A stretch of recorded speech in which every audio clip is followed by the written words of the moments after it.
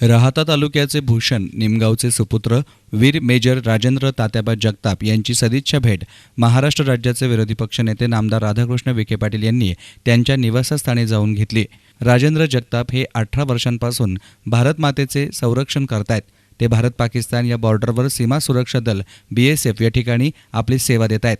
अचानकपणे सीमेवर असताना त्यांच्यावर पाकिस्तानकडून भ्याड हल्ला झाला। यामध्ये ते चांगलेच जखमी झाले। या हल्ल्यात मात्र ते बालंबाल बचावलेत। आतापर्यंत झालेल्या 3 चकमकीमध्ये त्यांना कुठल्याही प्रकारचं नुकसान झालं नव्हतं, मात्र यावेळच्या हल्ल्यात ते जखमी झालेत। या शूरवीर जवानांचे निमगावकरांनी अतिशय मोठ्या स्वरूपात स्वागतही केलं होतं। विखे पाटील दौऱ्यावर असताना मेजर राजेंद्र जगताप यांची त्यांनी भेट घेतली। यावर विखे पाटील म्हणाले की आम्हाला तुमचा खूप अभिमान आहे। तुम्ही या तालुक्याचे भूषण आहात। तुम्ही या हल्ल्यात वाचलात, हे तुमच्या आईवडिलांची पुण्याई आणि प्रेम तुमच्या कामी आल्याचं ते म्हणाले।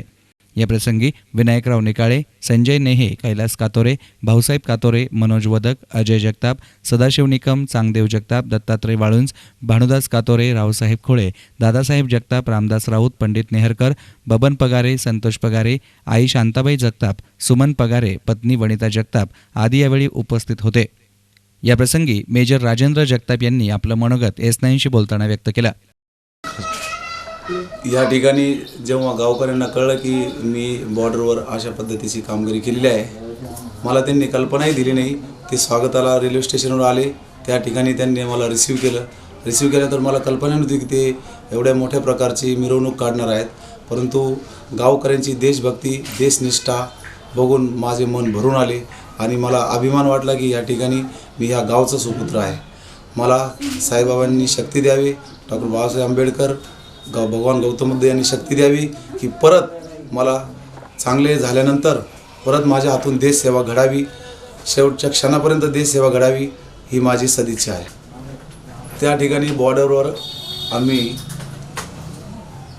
सर्वजण मिळून दिवस रात्रीची पूर्ण ड्युटी करतो आणि त्या ठिकाणी झाडाचे पानसुद्धा हलणार नाही अशा पद्धतीने आम्ही एकदम कटाक्षाने बॉर्डरवर ड्युटी करतो। कोणत्याही प्रकारची उग्रवादी हरकत त्या ठिकाणी क्रॉसिंगवर आम्ही पूर्ण लक्ष ठेवून असतो, वेगवेगळ्या कॅमेऱ्यांनी, सर्व्हिलन्स इक्विपमेंटने।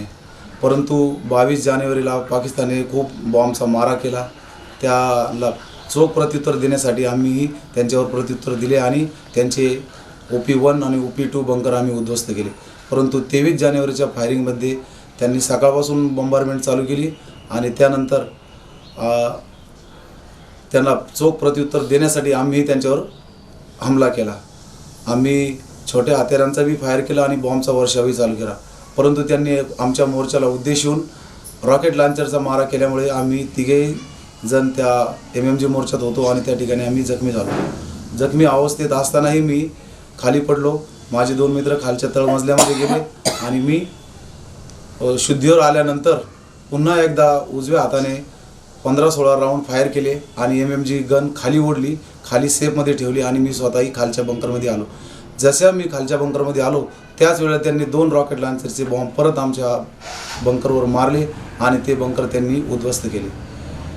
तर मी जर उशीर केला असता तर त्या ठिकाणी मला मृत्युमुखी पडावे लागले असते, शहीदामध्ये नाव झाले असते। परंतु माझ्या हातून परत देशसेवा घडेल किंवा परत माझ्या हातून काहीतरी काम घडणार आहे म्हणून मला परमेश्वराने जिवंत ठेवले आणि रिपेअर झाल्यानंतर मी परत पाकिस्तानचा बदला घेण्यासाठी जाणार आहे। माझे एक ह्या इंटरव्ह्यूच्या माध्यमातून सांगणे आहे की पाकिस्तान रोजची लढाई करत आहे, बॉर्डरवर सैनिकांना रोज मृत्युमुखी पडत आहेत। त्याबरोबर पाकिस्तानबरोबर छोटी मोठी फायरिंग न करता एक मोठे युद्ध करून त्यांना कायमचं पराभूत करून पाकिस्तानवर कब्जा करावी अशी माझी सदिच्छा आहे। तर जगताप यांच्या कुटुंबियांनीही या प्रसंगी त्यांच्या प्रतिक्रिया व्यक्त केल्या।